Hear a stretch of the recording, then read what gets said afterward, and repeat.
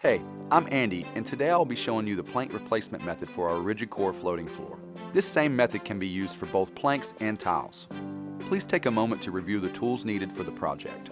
This is an alternative method for repairing rigid core flooring without having to remove the entire floor.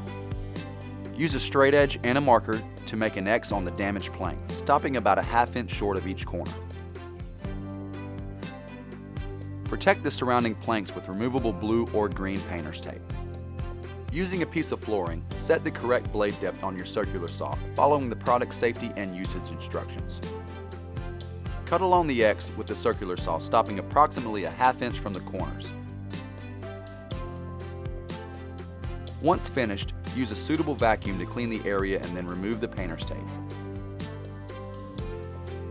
Carefully use a utility knife to finish cutting the four corners. Using a flat edge tool, carefully remove the long side pieces from the adjacent planks. Using a scrap piece of flooring, place vertically on the plank with the good edge, apply firm downward pressure to protect the short end joint.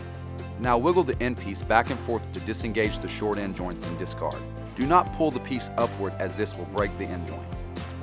Carefully check and remove all debris or broken joints with a utility knife and vacuum clean. Prepare the new plank by carefully cutting off the small tongue on the long side with a utility knife, undercutting it at a slight angle.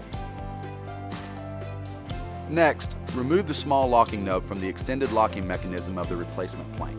I prefer using a sharp chisel for this. The corner with both extended locking mechanisms need to be trimmed off at a 45-degree angle. Check the replacement plank, removing any debris, and place it on cardboard or something similar for protection. Prepare a 6-inch piece of scrap flooring to be used to engage the plank once the adhesive is ready. Apply a thin, even bead of adhesive to the extended locking mechanism of all joints.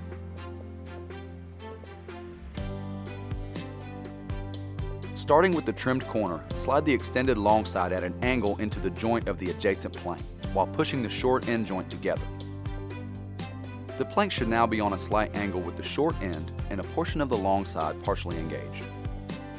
Place a heavy object on the left side of the groove side so that when tapped, it will slide under to fully engage the joints. I like to use my foot to save time. Using this 6-inch scrap piece, gently tap until the plank rotates into place. The plank should be laying flat at this point. Just tap down the rest of the plank to ensure it's seated properly, and firmly hold down for 30 seconds to allow the adhesive to set. Check to make sure no adhesive came through the seam. If so, promptly remove it by using 70% isopropyl alcohol and a clean cloth. Follow these steps and you will have a successful plank replacement and a beautiful floor again.